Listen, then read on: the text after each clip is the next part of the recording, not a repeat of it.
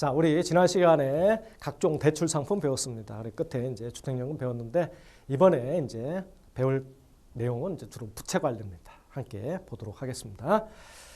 자, 부채 관련된 여러 가지 이제 기본 개념들을 좀 알아두셔야 되는데 빚질 때 이런 것들 알고 계셔야죠. 먼저 대출금리 중요하죠.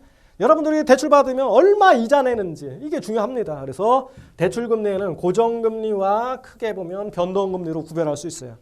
그래서 고정금리라는 건 대출 시 적용하는 금리가 결정돼서 대출 기간 동안 똑같게 적용하는 거예요. 자, 고정금리 5%다. 근데 시중에 금리는 자꾸 움직이잖아요. 아무리 움직여도 나는 5% 이자만 내는 거예요. 연간 일정하게. 이게 고정금리죠.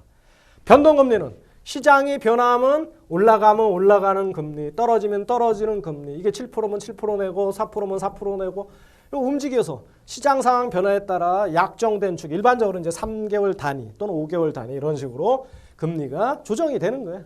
시중 자금 사정에 따라. 그러면 여러분들이 금리가 떨어진다. 그럼 고정금리가 유리해요? 변동금리 대출이 유리해요? 여러분 대출 받는 사람 입장에서 입장에서입니다. 이자 내는 사람. 금리가 떨어지면 변동금리가 좋죠. 앞으로 금리가 떨어질 것 같아요. 금리가 계속 떨어질 것 같아요. 1%까지. 그럼 변동금리로 대출 받는 게 좋잖아요. 왜? 1% 떨어지면 1% 이자만 내면 되니까. 그래서 금리가 떨어지면 변동금리가 좋고 금리가 올라가면 고정금리가 좋습니다. 요거의 이제 핵심이죠. 그 다음에 이제 부채 상환 방식입니다. 우리 앞에 뭐 원리금 균등 분할 상환이다, 뭐 원금 균등 분할 상환이다 이런 내용은 이제 중간중간 대출 상품에서 이게 등장을 했었잖아요. 이 부채 상환 방식 시험에 잘 나옵니다. 그리고 사실은 우리가 이 재무 설계사 공부를 하기 위해서 이런 걸 이제 배우지만 실제 생활에 다 필요한 겁니다, 여러분들. 자, 만기 일시 상환. 이거 뭐 모르는 사람 없겠죠. 그래서 대출 기간 동안, 자, 20년 만기 대출을 받았어요. 그걸 만기 일시 상환으로 받았어요. 그럼 뭐 어떻게 내는 거예요, 여러분들? 20년 동안 이자만 내요, 이자만. 계속 이자만 내다가 만기가 되면 이제 원금까지 갚죠. 그래서 대출 기간 동안은 이자만 내다가 대출 기간이 완료되는 시점에 원금 상환하는 방식입니다. 이게 보통 전세 보증금 대출에 많이 적용됩니다. 왜요? 전세금은 전세 기간 동안 이자만 내다가 만기가 되면 전세금 받잖아. 그거 이제 상환하는 거예요. 이런 식으로. 자, 이거는 원리금 균등 분할 상환. 원리금이니까 원금과 이자 균등 분할 상환입니다. 이거는 뭐냐면 대출 원금과 대출 기간 동안 발생한 이자를 더한 금액을 대출 기간 동안 동일하게 나누어 내는 방식입니다. 자, 원금, 이자 계산할 수 있겠죠? 계산이 되면 이게 만약에 10년이다. 그러면 10년으로 나누면 매년 내야 되는 금액이 있어요. 이걸 또 달수로 나누면 매달 내는 금액. 이걸 똑같게 하는 거죠. 그 금액을. 그래서 이건 주택자금 대출, 뭐 일반 가계대출 같이 많은 대출 상품에 일반적으로 이제 많이 적용되는 게 바로 원리금 균등 분할 상환입니다. 그래야 이제 자동이체 같은 거 해놓기도 좋죠. 그 다음에 원금 균등 분할 상환. 얘는 원금입니다. 원리금이 아니고 원금 균등 분할 상환이에요. 그래서 원금을 대출 기간 동안 똑같이 나누어 상환하는 거예요. 이자가 아니에요. 매월 납입하는 이자는 원금 상환은 남아있는 대출 잔액에 대해서 이자율이 반영되어 계산돼요. 자, 얘랑 달라요. 얘는 원리금을 합한 금액을 기간으로 나누니까 매달 내는 돈이 똑같아요. 근데 얘는 원금 균등이니까 원금만 똑같이 나눠내요. 원금. 그럼 자, 1년 동안 이자 원금 갚았어요. 그러면 2년치에는 원금이 확 줄잖아요. 그러면 이자는 당연히 처음과 나중은 달라질 거예요. 그죠? 그래서 원금은 똑같지만 이자는 잔액에 대해서 이자가 적용되니까 대체적으로 이제 감소를 하겠죠. 그래서 매월 상환하는 원금은 똑같지만 이자는 대출 기간이 지남에 따라 감소를 합니다. 그래서 이건 주로 신용카드 대출에 많이 이용하는 방식이다. 이번엔 이제 거치 후 분할 상환입니다. 일정 기간 거치 기간을 주는 거예요. 그래서 일정 기간 동안 이자만 거치 기간을 준다는 건 어느 기간만 딱 주고 그 기간만 이자만 내라. 그리고 그 다음에는 원금과 이자 더해서 상환 기간 동안 분할해서 원리금 균등 분할을 하던 원금 균등 분할을 하던 어쨌든 그건 방식에 따라서 정하면 되니까. 그래서 거치 후 분할 상환은 아무것도 아니에요.